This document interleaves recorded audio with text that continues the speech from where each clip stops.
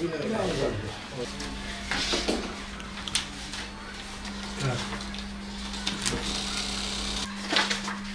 সাহেব।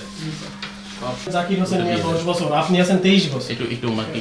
এলজিইডি নাজিরপুর উপজেলার সাবেক প্রকৌশলী মোহাম্মদ জাকির হোসেন মিয়ার বিরুদ্ধে নানান ধরনের অনিয়ম ও দুর্নীতির অভিযোগে বিভিন্ন পত্রপত্রিকা এবং মিডিয়াতে আসে। সেই পরিপ্রেক্ষিতেই আজকে জননীয় দমন কমিশন জেলা পিরোজপুর থেকে একটা এনফোর্সমেন্ট অভিযান পরিচালনা করা হয়েছে।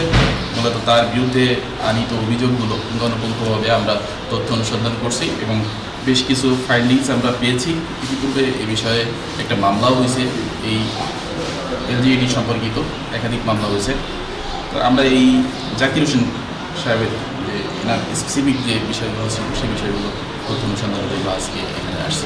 মূলত উনি দীর্ঘদিন ধরে 2014 সাল থেকে 24 সাল পর্যন্ত কর্মরত ছিলেন। তখন যে অনিয়মগুলো হয়েছে, এই যে দীর্ঘ 10 বছর ধরে তিনি এখানে এই উপজেলাতে কর্মরত ছিলেন, তখন তার বিরুদ্ধে ব্যাপক অভিযোগ করছে লোকজন। বিভিন্ন ধরনের অনিয়মের মানে সীমাহীন অনিয়মের কথাই এখানে বলা হয়েছে এবং এখানে দেখা যাচ্ছে তার অবৈধ সম্পদের কথাও বলা হয়েছে এবং আমরা সে বিষয়ে তথ্যপত্র সংগ্রহ করছি। প্রাথমিকভাবে তার বিরুদ্ধে আনিত যে অভিযোগ তার সত্যতা আমরা পেয়েছি। আর এখানে এই অভিযোগ সংশ্লিষ্ট আরও দু একটা বিষয় আমরা পেয়েছি, যেমন আব্দুল সালাম এখানে কম্পিউটার অপারেটর হিসাবে উনি দায়িত্বে আছেন। উনি প্রায় 22-23 বছর ধরে এখানে কর্মরত আছেন, 23 বছর ধরে কর্মরত রয়েছেন, যেটা আমাদের কাছে বিধি বহির্ভূত মনে হয়েছে।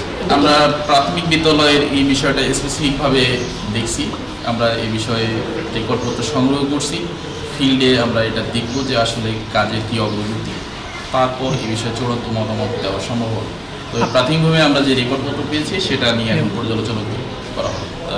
দুদক দুর্নীতি দমন কমিশন আইন এবং যথাযথ অন্যান্য বিধিবিধান প্রতিপালনের মাধ্যমে অবশ্যই এ বিষয়ে মানে আইনগত যে পদক্ষেপ সেটা গ্রহণ করবে এবং আমরা খুব দ্রুতই এই বিষয়ে যে পদক্ষেপ গ্রহণ করবো সেটা দেশবাসীকে মিডিয়ার মাধ্যমে জানানো হবে। উনি এখন আমরা যতটা জানতে পেরেছি উনি সাসপেন্ডেড হিসাবে রয়েছেন। উনি বর্তমানে রাজবাড়িতে গোয়ালন্দতে কর্মরত আছেন।